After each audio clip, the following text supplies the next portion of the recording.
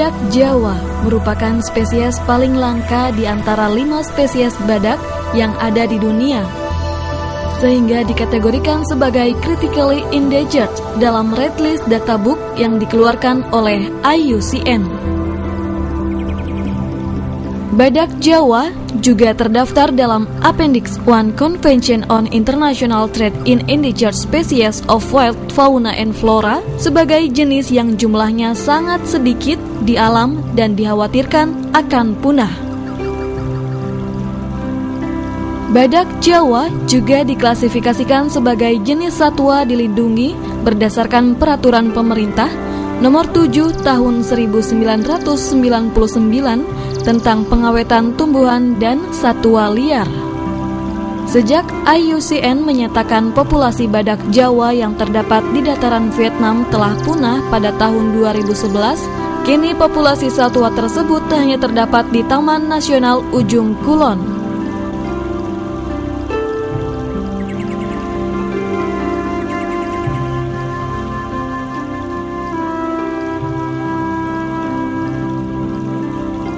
Penyebaran populasi badak Jawa di TNUK hanya terdapat di Semenanjung Ujung Kulon, khususnya pada beberapa wilayah seperti Citadahan, Cibandaoh, Cikesik, Cigenter, Nyiur, Citerjun, Karangranjang, dan Ermokla. Informasi mengenai parameter demografi dan ekologi badak Jawa merupakan hal mendasar yang perlu diketahui dalam upaya konservasi satwa tersebut. Namun, badak Jawa termasuk satwa yang mempunyai sifat menghindar dari kehadiran manusia atau disebut dengan elusif. Hidup menyendiri atau soliter pada kawasan hutan yang lebat dan luas sehingga sulit untuk dijumpai secara langsung. Hal tersebut menjadi kendala dalam melakukan monitoring satwa tersebut.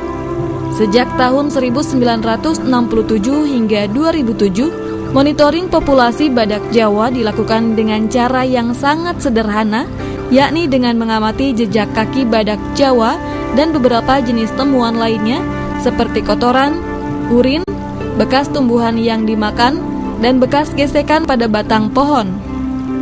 Monitoring dilakukan oleh tim yang bergerak pada jalur atau transek yang mengarsir Semenanjung Ujung Kulon.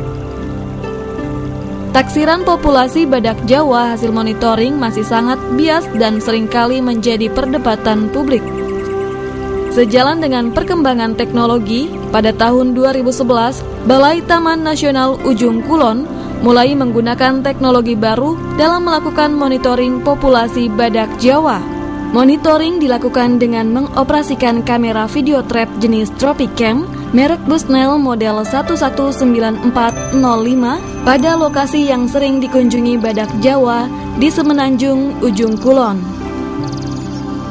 Hasil berupa klip video badak Jawa selanjutnya diidentifikasi dengan menggunakan 8 parameter morfologi badak Jawa, yaitu ukuran bentuk dan posisi cula, kerut kulit di sekitar mata, kerut wajah, lipatan leher, posisi dan bentuk telinga, cacat, luka, dan warna kulit. Pada monitoring tahun 2011, pengoperasian 40 unit kamera menghasilkan 430 klip video badak Jawa yang setelah diidentifikasi didapat 35 individu badak Jawa yang terdiri dari 22 individu jantan dan 13 individu betina. Dari populasi tersebut ditemukan 5 anak badak. Pada tahun 2012 dengan jumlah kamera yang sama, monitoring dilakukan mulai bulan Maret sampai dengan Desember 2012. Pemasangan kamera tersebut menghasilkan jumlah klip video badak Jawa yang lebih banyak, yakni 689 klip video.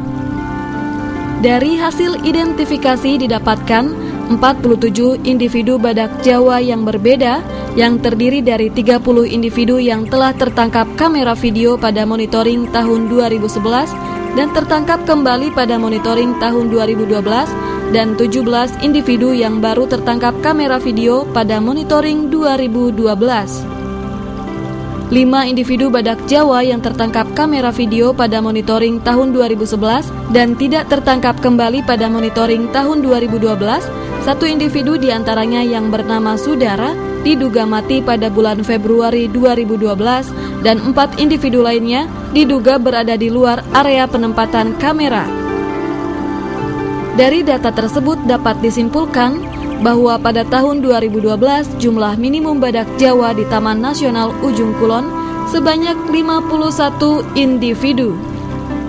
Angka tersebut didapatkan dari hasil penjumlahan 47 individu badak Jawa yang tertangkap kamera video pada monitoring tahun 2012 ditambah dengan 4 individu yang tertangkap kamera video pada monitoring tahun 2011 dan tidak tertangkap kembali pada monitoring tahun 2012. Berdasarkan jenis kelaminnya, ke-51 individu badak Jawa tersebut terdiri dari 29 individu jantan dan 22 individu betina. Pada populasi tersebut ditumbuhkan 8 individu anak badak Jawa yang masih bersama induknya, yaitu terdiri dari 5 individu jantan dan 3 individu betina. Berdasarkan jumlah anak badak Jawa yang tertangkap kamera video dan jumlah badak Jawa mati yang ditemukan selama monitoring, dapat dihitung rasio tingkat kelahiran terhadap tingkat kematian badak Jawa, yakni sebesar 8:1. Tingginya rasio tersebut memberi harapan besar bagi keberlangsungan hidup badak Jawa di Taman Nasional Ujung Kulon.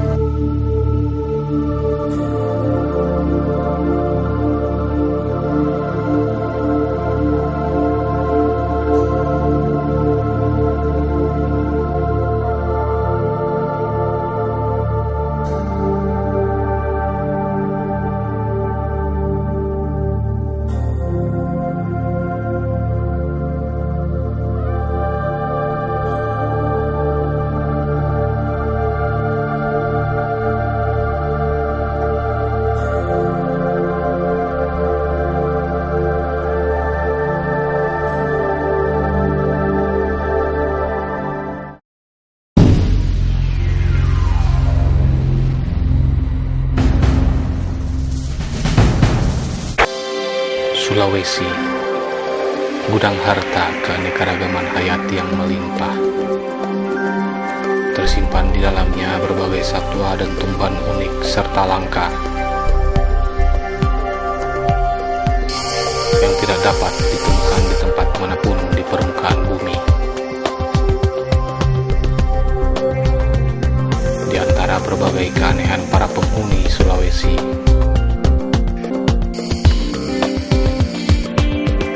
terdapat burung istimewa maleo. Maleo adalah burung yang sangat unik. Salah satu keistimewaan maleo adalah strategi berkembang biaknya yang berbeda dari burung-burung kebanyakan. Dalam berkembang biak, maleo menetaskan telurnya di dalam tanah. Maleo, atau yang lebih dikenal dalam nama ilmiah Macrocephalon maleo, adalah salah satu jenis burung yang termasuk dalam keluarga Megapoda. Secara sepintas jika dilihat, maleo tampak seperti ayam, namun ukurannya sedikit lebih besar. Mereka memiliki tonjolan di atas kepala, sementara ayam tidak. Maleo adalah jenis burung endemik untuk Pulau Sulawesi, artinya hanya bisa kita jumpai di Pulau Sulawesi. Mereka tersebar dari Sulawesi bagian utara, tengah, hingga ke Sulawesi Tenggara. Maleo seperti halnya satwa liar umumnya, mereka tinggal di dalam hutan. Mereka sebagian besar mencari makanan di lantai-lantai hutan, namun kadang-kadang juga mereka terbang hingga ke cabang pohon. Maleo memakan biji-bijian yang ada di dalam hutan. Maleo selalu hidup berpasangan dan saling setia sampai akhir hayatnya. Maleo dewasa memiliki ukuran tubuh hampir sama dengan ayam. Bagian atas tubuhnya berwarna hitam, bagian bawah mulai dari perut sampai dada berwarna putih. Warna putih pada bagian dada terdapat corak kejinggaan.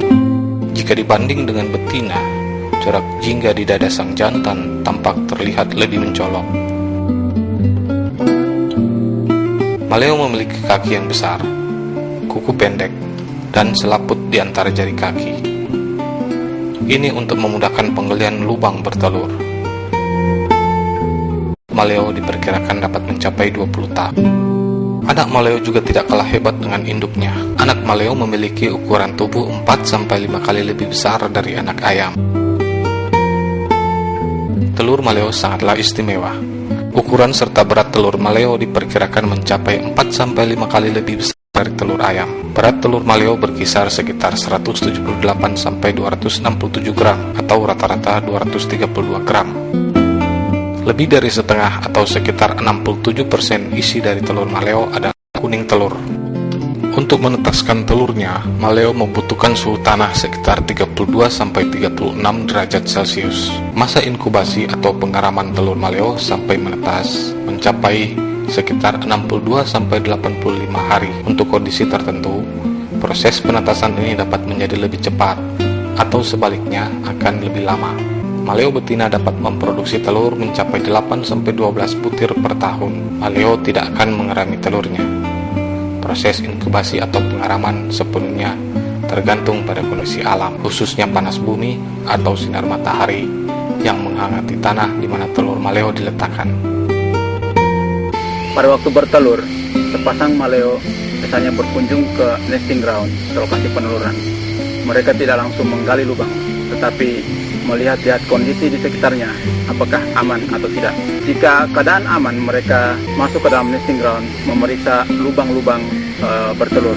Pada saat menemukan lubang yang pas untuk meletakkan telur, proses penggalian pun dimulai. Biasanya mereka menggali kedalaman lubang hingga mencapai 30 hingga 50 cm. Penggalian lubang, proses penimbunan pun dilakukan secara bergantian ataupun bersama-sama oleh maleo jantan dan betina. Setelah menimbun telurnya, mereka membuat lubang maupun timbunan tipuan dengan maksud untuk mengelabui musuh-musuhnya.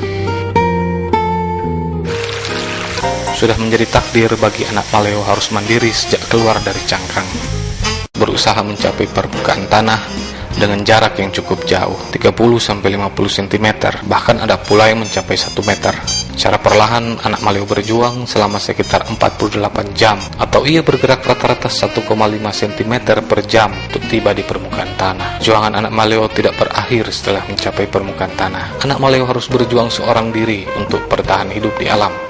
Anak maleo dikaruniai kemampuan untuk bisa terbang segera setelah lahir. Beberapa saat setelah anak maleo keluar dari dalam pasir, ia segera terbang mengikuti nalurinya untuk memulai kehidupan baru. Secara alamiah, ancaman terhadap maleo adalah biawak. Selain itu, kehadiran ular, burung pemangsa, serta anjing juga menjadi musuh alami bagi maleo.